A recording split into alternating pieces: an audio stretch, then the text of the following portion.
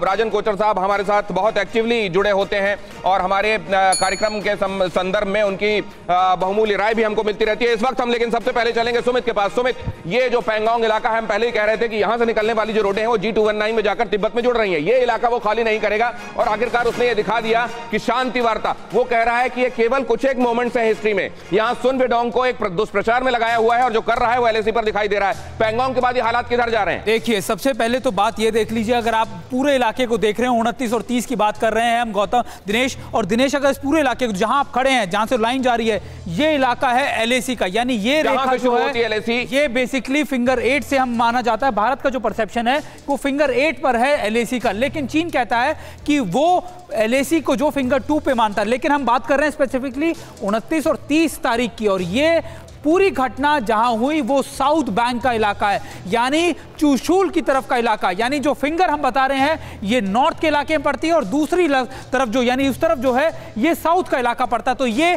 चुशूल के साउथ में ये सारा कन्फ्रंट्रेशन हुआ है। और ये क्यों हुआ दिनेश, इसको सबसे ज्यादा आपको समझने की जरूरत है, क्योंकि हालांकि साउथ में स्टैंड ऑफ कभी भी इतने लंबे नहीं होते दिनेश, लेकिन अगर ये साउथ के इलाके में हुआ जिसको हम चुशूल कह रहे हैं, चुशूल के पास, तो ये मानना तय है कि चीन एक और पॉइंट कन्फ्रंट्रेशन का खोलने की फिराक में था।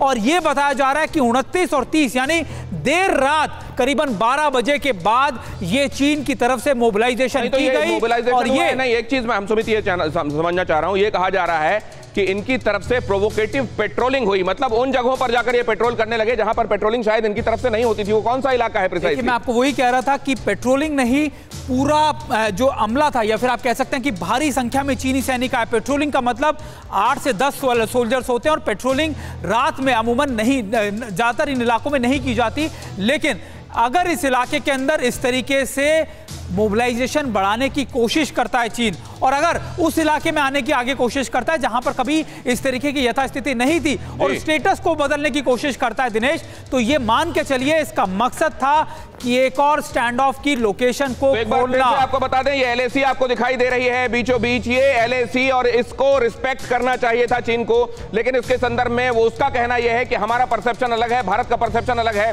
चाइनीज क्लेम लाइन जिसको वो मानता है उसको खुद अपनी सुविधा के हिसाब से करता रहता है। यहां फिंगर आप देख रहे हैं वो जो हिंदुस्तान की तरफ से है 1 2 3, असल में ये हमारा दावा है कि हमारा 8 तक इलाका है जहां सुमित आपको खड़े हुए दिखाई दे रहे हैं, लेकिन वो 4 पर आकर ऐसा जम गया कि वो पीछे हटने के लिए तैयार नहीं। आगे आप कंटिन्यू करें।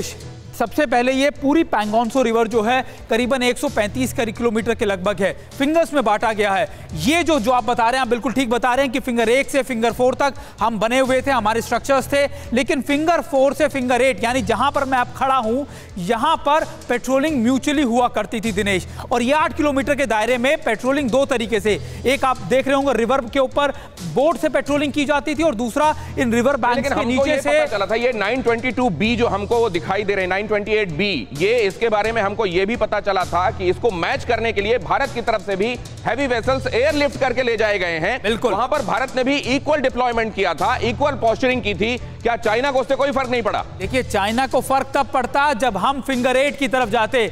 आप फिंगर 4 की उसने रिजिस के ऊपर अपनी मोबिलाइजेशन, अपनी स्टैब्लिशमेंट कर ली है, और भारत डिसएंगेजमेंट की बातें इसलिए कर रहा है दिनेश, क्योंकि अगर वो फिंगर 4 की रिजिस से नहीं उतरा, अगर उसने अपनी मोबिलाइजेशन को वहां से नहीं हटाया, तो वो हमारे सारे कामों को, हमारे सारे इंफ्रास्ट्रक्चर को, हमारी मोबिलाइजेशन को, यानी आप एक ऊंचाई पे खड़े होकर नीचे की तरफ सब कुछ देख सकते हैं। और ये आप ना सिर्फ इन फिंगर एरियाज में देख सकते हैं, बल्कि चुशूल बॉल के अंदर भी आप सब कुछ देख सकते हैं, यानी हर एक चीज वो पीछे उसकी नजर में होगी। रिजेस में अपनी मौजूदगी नहीं हटाई, एक तरीके से वहां बंकर बना लिए, और अब पेट्रोलिंग उन जगहों पर प्रोवोकेटिवली तरीके से शुरू कर दी, उकसाने वाले तरीके से शुरू कर दी, जहां वो पहले पेट्रोलिंग नहीं किया करता था। पेट्रोलिंग में उसने अपने लोगों की तादाद भी बढ़ा दी, और वो वक्त जो पेट्रोलिंग का नहीं होता उसमें किया गया, और इसलिए ये झड़प हुई।